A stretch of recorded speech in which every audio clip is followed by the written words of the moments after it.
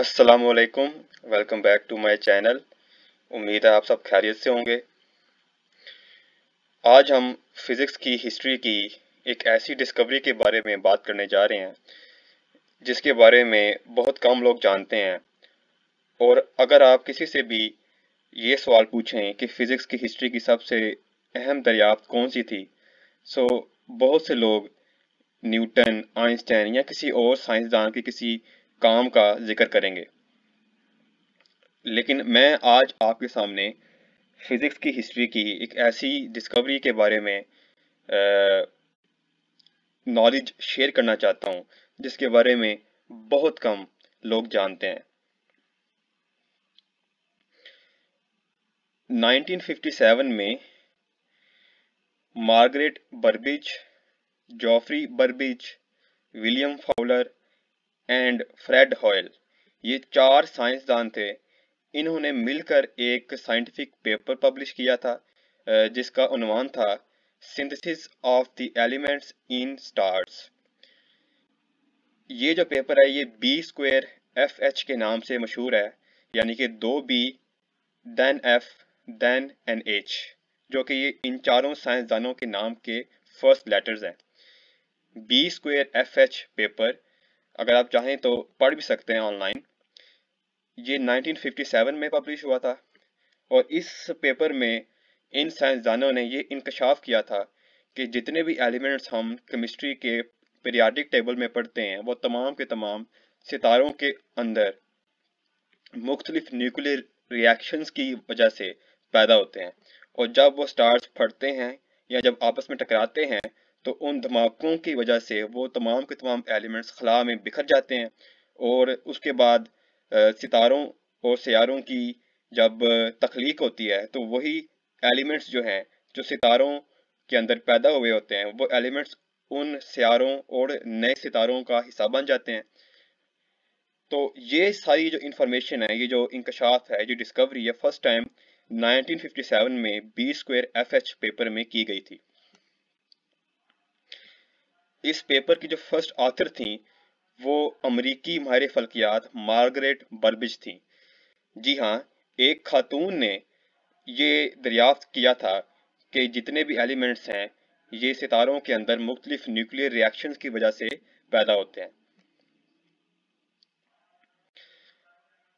अब हमने अब तक इस चैनल पर जितने भी लेक्चर्स देखे हैं उनका निचोड़ आज आपके सामने मैं पेश करने जा रहा हूँ।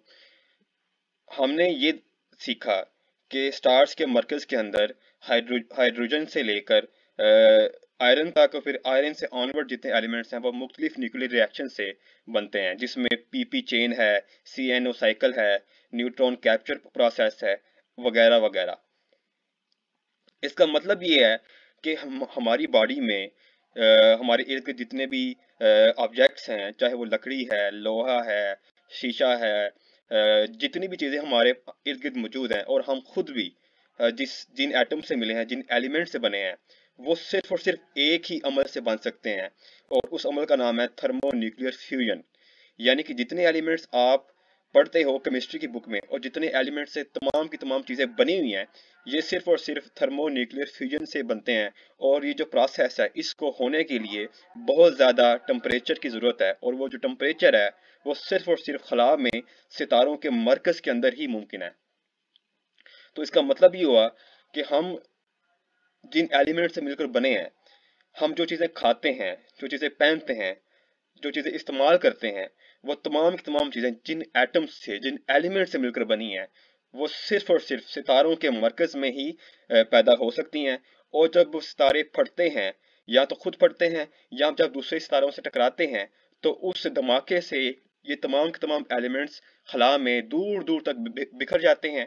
और जब उसी गैस से नए सितारे और नए सितारे जन्म लेते हैं तो वो जो एलिमेंट्स हैं जो अरबों सालों के अंदर सितारों में बने होते हैं वो हमारे जिस्म और बाकी चीज़ों का हिस्सा बन जाते हैं। इसका मतलब ये है कि आपकी बॉडी में जो कार्बन के एटम है, जो ऑक्सीजन के एटम है या जो लोहे के एटम है वो अरबों साल पहले किसी स्टार का हिस्सा थे और वो स्टार आज से अरबों साल पहले फट गया था। दूसरे अल्फाज में हम ये कह सकते हैं कि हम बुनियादी तौर पर सितारों की धूल हैं। अगर सितारे फटते ना तो वो एलिमेंट्स हम तक ना पहुंचते, और अगर सितारों के अंदर कार्बन, ऑक्सीजन, नाइट्रोजन और इस जैसे दूसरे अनासर पैदा ना होते जो कि जिंदगी के लिए बहुत अहम है, तो जिंदगी का वजूद मुमकिन ही ना होता। आपके सामने ये जो डायग्राम है इसमें आप देख सकते हैं कि केमिस्ट्री के पीरियाडिक टेबल के मुख्तलिफ एलिमेंट्स जो हैं वो खला में होने वाले मुख्तलिफ जो प्रोसेस हैं उनमें पैदा होते हैं। फॉर एग्जांपल जो हाइड्रोजन है वो बिग बैंग फ्यूजन से पैदा हुई। इंशाल्लाह फ्यूचर में जब हम कॉस्मोलॉजी पे बात करेंगे तो मैं आपके सामने बिग बैंग फ्यूजन का भी हवाला दूंगा, इस पर भी हम इंशाल्लाह फ्यूचर में तफसीलन बात करेंगे। इसके अलावा मोस्टली जो हीलियम है वो भी बिग बैंग के दौरान जो फ्यूजन हुई थी उसमें पैदा हुई थी। इसके अलावा जो बेरिलियम और बोरॉन है ये जो है बेसिकली कॉस्मिक रे फ्यूजन, यानी कि जब खला में बहुत ही तेज और एनर्जेटिक पार्टिकल्स जब इनसे टकराते हैं मुख्तलिफ न्यूक्लियाई से तो बेरिलियम और बोरॉन बनते हैं। ये आम फ्यूजन से नहीं बनते। इसी तरह ये आपके जितने भी ऑरेंज एलिमेंट्स हैं आपको नजर आ रहे हैं, ये दो न्यूट्रॉन स्टार्स के टकराव से पैदा होते हैं। इस पर हम ऑलरेडी डिस्कशन जो है वो कर चुके हैं। इसके अलावा जितने एलिमेंट्स ग्रीन में हैं वो एक्सप्लोडिंग मैसिव स्टार्स यानी कि सुपरनोवा के दौरान बनते हैं। जितने एलिमेंट्स येलो में हैं ये डाइंग लो मैस स्टार्स, जिसके बारे में हमने लास्ट लेक्चर में हमने इस पे बात की थी कि जो एजीबी स्टार्स हैं, एसिम्प्टोटिक जायंट ब्रांच स्टार्स, इनकी जिंदगी के आखिरी कुछ जो मराहिल होते हैं इनमें ये एलिमेंट्स पैदा होते हैं। तो आप ये देखें कि इस तरह जितने भी एलिमेंट्स आप पढ़ते हैं केमिस्ट्री के पीरियाडिक टेबल में और जिनकी मदद से जिंदगी मुमकिन होती है, ये तमाम के तमाम स्टार्स में या फटते हुए सितारों में या टकराते हुए सितारों के दौरान जो जो रिएक्शंस होते हैं, न्यूक्लियर रिएक्शंस, उनमें पैदा होते हैं। ये मेरे ख्याल से फिजिक्स की हिस्ट्री के सबसे इम्पोर्टेंट फैक्ट्स और सबसे इम्पोर्टेंट डिस्कवरीज में से एक है, और इस बारे में बहुत कम लोग जानते हैं। हम बुनियादी तौर पर सितारों की धूल हैं, और इस फैक्ट को 20वीं सदी के मारूफ माहिर फल्कियात और मारूफ साइंस कम्युनिकेटर कार्ल सेगन ने एक बहुत खूबसूरत जुमले में कलमबंद किया था।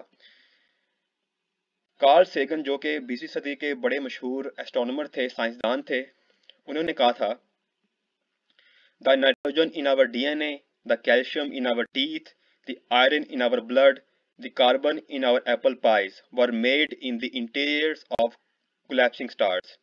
We are made of star stuff. यानी कि हमारे डीएनए में जो नाइट्रोजन है, हमारी कैल्शियम जो कैल्शियम हमारे दांतों में है और हमारी हड्डियों में है, हमारे खून में जो लोहा है, आयरन है, या जो हमारी एप्पल पाइज में जो हमारी कार्बन है, तमाम के तमाम मरते हुए सितारों के अंदर पैदा हुए थे। यानी कि हम बेसिकली सितारों की धूल हैं। We are made of star stuff. मेरे ख्याल से इससे ज़्यादा पोएटिक बात कोई नहीं हो सकती। फिजिक्स भी शायरी की तरह हो सकती है अगर हम उसको इस तरह से पढ़ें। ये वो फैक्ट है जिसने मुझे फिजिक्स की तरफ अट्रैक्ट किया और जिसने मेरी ज़िंदगी को एक नया मोड़ दिया। और मैं ये समझता हूँ कि जब तक हम इस इंफॉर्मेशन को लोगों तक नहीं पहुँचाएंगे, वो भी ये बात नहीं समझेंगे कि फिजिक्स और जो एस्ट्रोनॉमी है या जो साइंस है वो भी बहुत दिलचस्प हो सकती है।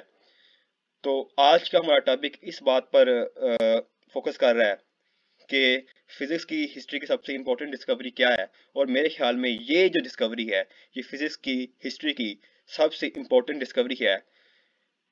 आज के लेक्चर को हम यहीं ख़त्म करते हैं। इंशाल्लाह अगले किसी लेक्चर में अगले किसी टॉपिक के साथ आपसे मुलाकात होगी। अगर आपको कोई क्वेश्चन हो तो आप कमेंट सेक्शन में ज़रूर पूछें। तब तक के लिए अल्लाह हाफिज़।